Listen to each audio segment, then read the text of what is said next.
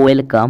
20 number chapter ত্রিকোণমিতি আমরা করছিলাম, যার মধ্যে কোণ পরিমাপের ধারণার কোষে দেখি 13 নাম্বার পর্যন্ত করে ফেলেছিলাম। আজকে 14 নাম্বারে 1 নাম্বারের যে সমস্ত কোশ্চেন আছে সবগুলো কোশ্চেন একটা ভিডিওতে আমরা কমপ্লিট করব।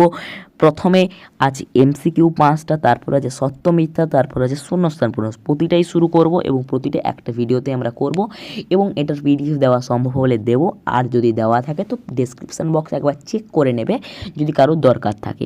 তাহলে আমরা স্টার্ট করে দিচ্ছি, একবার দেখে নিচ্ছি, তারপর স্টার্ট করব। আর সাইড স্ক্রিনে তো অঙ্কগুলো দেখতেই পাবে। আমাদের কাছে এমসিকিউ বলতে এখানে আছে এই অঙ্কগুলো, এই 5টা টোটাল, মানে এ সেকশনের এ সেকশনের ক্ষেত্রে এই যে 5টা এমসিকিউ এটা থাকছে এতে। তারপরে আছে সত্য মিথ্যার ক্ষেত্রে 2টি সত্য মিথ্যা থাকছে, সেটা হচ্ছে আমাদের বি সেকশনে।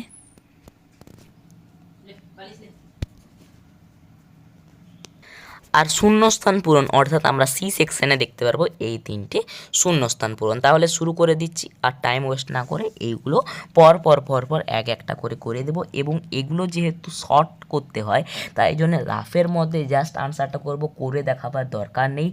জাস্ট যতটুকু বোঝার জন্য দরকার সেইটুকু করব এবং কোনো বড়োভাবে করব না। জাস্ট আনসারটা এরকম জায়গায় লিখবো, বা এমসিকিউর ক্ষেত্রে শুধু দাগ নাম্বারটা দিয়ে আনসারটা লিখবো, কোনো করে দেখাবার দরকার নেই। তাই জন্যে পিডিএফ দেওয়া যদি সম্ভব হয় তাহলে পিডিএফ দেবো, নাই তো স্টার্ট করছি। শুরু করে দিচ্ছি 14 নম্বরের গুলো। তাহলে 14 নাম্বারের প্রথমেই আমরা দেখতে পাবো কি এমসিকিউ।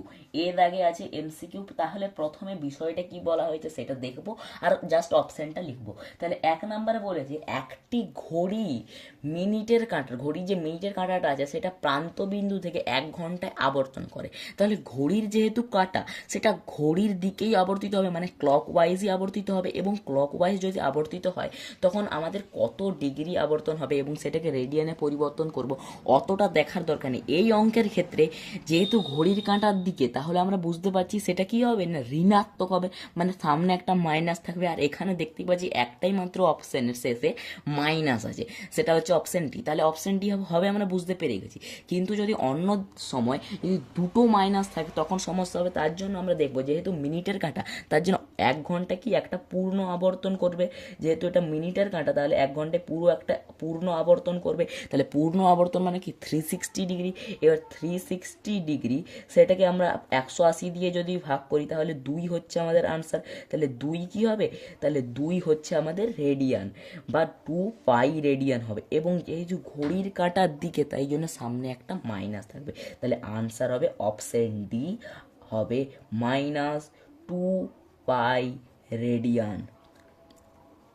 যেহেতু এখানে একটাই মাইনাস ছিল তার জন্য শুধু লেখা যেত, কিন্তু দুবার যদি মাইনাস থাকে বা দুটো অপশান বা 3টে অপশানে মাইনাস থাকে তখন আমাদের করে দেখতে হবে। 2 নম্বরের কি বলা হয়েছে π/6 রেডিয়ানের সমান। তাহলে এটাকে ষষ্ঠিক পদ্ধতিতে নিয়ে যেতে হবে। তাহলে কত আছে, π/6 আছে। এবার যখন ষষ্ঠিক পদ্ধতিতে নিয়ে যাবো পাইটাকে কেটে ফেলবো, তার জন্য পাই নিচে গেল, উপরে 180, পাই কেটে গেল, তাহলে 6 3 30। তাহলে আনসার কত হবে, 30 ডিগ্রি। তাহলে অপশন আমাদের হয়ে গেল ডি, 30 ডিগ্রি। ঠিক আছে। এবারে লেখা আছে একটি সুষম ষড়ভুজের প্রতিটি অন্তকোণের বৃত্তীয় মান। প্রথমে এটাকে পুরোটাই আমি ভেঙে দেখাচ্ছি। তাহলে প্রথমে যেহেতু একটা সুষম ষড়ভুজ, যে কোনো একটা বহুভুজের অন্তর্ভুক্ত সমস্ত কোণের সমষ্টি কত হয় সেটা প্রথমে বার করব। তাহলে প্রথমে সমষ্টি কত হয় জানি আমরা, একটা সূত্র কি হয় না 180 ইন্টু n-2, এটা হচ্ছে আমাদের অন্তর্ভুক্ত সমস্ত কোণের সমষ্টি। এটা মানে সুষমর ক্ষেত্রে নয়, যে কোনো বহুভুজ হতে পারে, সেটা অকুব্জ হতে পারে, সেটা কুব্জ হতে পারে, সেটা সমান নাই হতে পারে, কিন্তু টোটাল যদি সবগুলো কোণকে আমরা যোগ করি তাহলে এই ভ্যালুটাই হবে। তাহলে এখানে এন এর জায়গায় কী হবে, বাহু সংখ্যা বসবে। যেহেতু ষড়ভুজ তাহলে এটার এন এর জায়গায় বসে গেল 6 - 2, এটা হয়ে গেল আমাদের বিষয়টা টোটাল। এবারে যেহেতু সুষম কথার অর্থ কি, সবগুলোই সমান, মানে সবগুলো বাহু সমান এবং সবগুলো কোণ সমান। তাহলে সুষম ষড়ভুজ মানে কি 6টা বাহু আছে, তাহলে 6টা কোণ আছে। তাহলে একটা কোণ কত, যেহেতু সব কোণগুলো সমান এবং সব কোণগুলো কোণগুলোর সমষ্টি হচ্ছে এইটা, তাহলে একটা কোণের সমষ্টি কত, এটাকে এই 6 দিয়ে ভাগ করব, হয়ে গেল, বেরিয়ে গেল, যেহেতু ষড়ভুজ তাহলে বাহু সংখ্যা দিয়ে ভাগ করলাম। এবারে বলেছে বৃত্তীয় মান, বৃত্তীয় মান কি, একটা পাই আনতে হবে, আর কিছুই নয়। তাহলে পাই ওপরে গেল, 180 নিচে গেল, এবার এটাই কাটাকাটি করব, পাই পাই কেটে গেল, সরি 180 কেটে গেল, তাহলে ওপরে এটা হয়ে যাচ্ছে 4, নিচে 6, আর এদিকে পাই, তাহলে এটা কেটে গেলে 2, 2 গুণে 4, 2 3 6, তাহলে আনসার হয়ে যাচ্ছে 2π/3।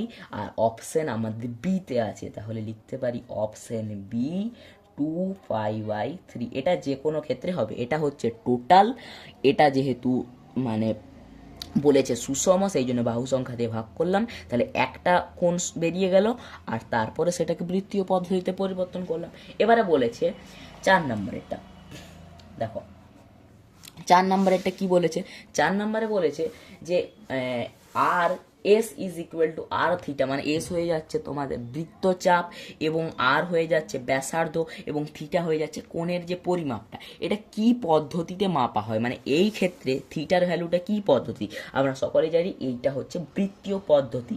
কারণ বৃত্তীয় পদ্ধতি যদি না হয়, মানে বৃত্তীয় পদ্ধতি হয়, সেই জন্যে কি হয় না, এই যখন আনসারটা বার করি তখন গুণ বা ভাগ করি, যে কোনো পদ্ধতিতে মানে গুণ বা ভাগ করে সেখান থেকে 22-এর 7 কমন নিতে হয়, এবং 22-এর 7 কমন নিয়ে নিয়ে একটা আমাদের পাই আনতে হয়। এবার পাই যেহেতু আনছি 22-এর 7 কমন নিয়ে, তাই জন্য এটা কি, যেহেতু পাই আনছি সেই জন্য এটা হচ্ছে বৃত্তীয় পদ্ধতি, বোঝা গেছে পদ্ধতি। তাই জন্য এটার আনসার বার করার সময় গুণ বা ভাগ করে এটা একটা পাই আনতে হয় পদ্ধতিতে। এবং লাস্ট 5 নাম্বার এটা কি বলেছে, এবিসিডি বৃত্তস্ত চতুর্ভুজ, তাই জন্য কি হবে, বিপরীত যে কোণগুলো হবে সেগুলোর সমষ্টি হবে 180 ডিগ্রি। এবার যেহেতু কোণ এটা দেওয়া আছে 120 ডিগ্রি, তাহলে কোণ সিটা হয়ে যাবে কত ডিগ্রি, 60 ডিগ্রি, কারণ টোটাল যোগ করবো 180 ডিগ্রি হবে। কিন্তু সিটা কি, সে বৃত্তীয় হতে বার করতে বলে যে একটা পাই আনবো, নিচে চলে আসবে 180, 0 0 6 3, তাহলে কত হয়ে যাবে π/3, π/3। অপশন কত আছে, অপশন এ তে আছে, তাহলে অপশন এ π/3। এবারে শুরু করে দিচ্ছি কি, শূন্যস্থান পূরণ, সরি সত্য মিথ্যা, দুটো সত্য মিথ্যা আছে, সত্য মিথ্যা কি বলা হয়েছে একবার দেখে নিই। তাহলে প্রথমে এবার 20 সেকশন বিতে এবারে বলেছে যে একটি রশ্মি প্রান্ত বিন্দুকে কেন্দ্র থেকে ঘড়ির কাঁটার বিপরীত দিকে যদি ঘোরানো হয়, কোনটি হয় ধনাত্মক। বলতেছে যে যদি একটা রশ্মি ঘড়ির কাঁটার বিপরীতে মানে অ্যান্টি ক্লকওয়াইজ ঘুরে, তাহলে সেটা হয় ধনাত্মক, সেটা একদম ঠিক, যেটা পজিটিভ হয় ঘড়ির কাঁটার বিপরীতে বা অ্যান্টি ক্লকওয়াইজে পজিটিভ হয়, এটা সত্য। এবারে বলেছে একটি রশ্মি প্রান্ত বিন্দু থেকে ঘড়ির কাঁটার দিকে মানে কি ক্লকওয়াইজ যদি আবর্তন করে, সেটা দুবার আবর্তন করেছে 720 ডিগ্রি, একবার আবর্তন করলে 360 ডিগ্রি, দুবার করলে 720 ডিগ্রি, ঠিক আছে। কিন্তু ঘড়ির কাঁটার দিকে ক্লকওয়াইজ মানে কি হবে, মাইনাস একটা হবে বা ঋণাত্মক হবে, যেহেতু মাইনাস চিহ্ন দেওয়া নেই তাই জন্যে মিথ্যা। আর একটা কথা, মানে দুটো প্রশ্ন থাকে, একটা সত্য হয় একটা মিথ্যা হয়, প্রথমে একটা সত্য হয়েছে, দ্বিতীয়টা মিথ্যা হবেই, ঠিক আছে, মিথ্যা হলো। নেক্সট 3 নম্বরে সি বলেছে এই যে 1 নম্বরে পাই রেডিয়ান একটি কি কোণ, এটা মনে রাখতে হয়, এটা কি হয়, একটা ধ্রুবক কোণ। পাই যে রেডিয়ানের ভ্যালুটা একটা ধ্রুবক কোণ, ঠিক আছে। 2 নম্বরের বলেছিল ষষ্ঠী পদ্ধতিতে 1 রেডিয়ান সমান কত, এটা বারবার হয়েছে যে মনে রাখতে হয়, এটা বইতেও দেওয়া আছে, প্রাথমিক ধারণার ভিডিওতেও বলেছি, এটা মনেই রাখতে হয়, এটা কিছু করার নেই। এটা কত হয়ে যায়, 57 ডিগ্রি 16 মিনিট 22 সেকেন্ড, এইটা মনে রাখতে হয়, কিছু করার নেই।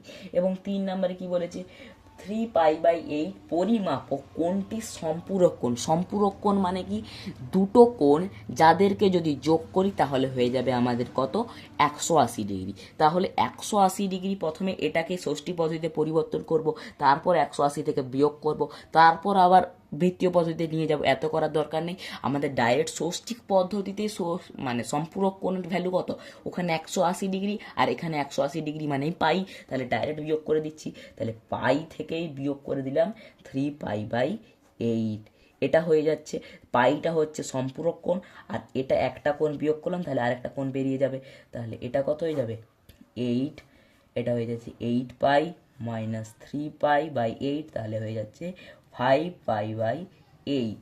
আশা করি বোঝা গেছে, এইটাই হচ্ছে আনসার। নাই তো এটাকে প্রথমে নিয়ে যেতে হতো ষষ্ঠিক পদ্ধতিতে এর সম্পূরক কোণ বার করতে হতো, এবং সেই সম্পূরক কোণটাকে আবার বৃত্তীয় পদ্ধতিতে নিয়ে আসতে হতো, সেটাও করা যায়। আর এটা হলো শর্ট কোশ্চেন, তাই জন্য ডাইরেক্ট এরকমই করবো, আর জাস্ট অপশানগুলো লিখবো। এটা 5π/8 আনসার, ধ্রুবক, এবং 57 ডিগ্রি 16 মিনিট 22 সেকেন্ড, এটা মনে রাখতে হবে। আশা করি বোঝা গেছে। সমস্ত 1 নম্বরের কোশ্চেন শেষ, আর একটা ভিডিও আসবে 2 নম্বরের VSA। আশা করি বোঝা গেছে। Thanks for watching.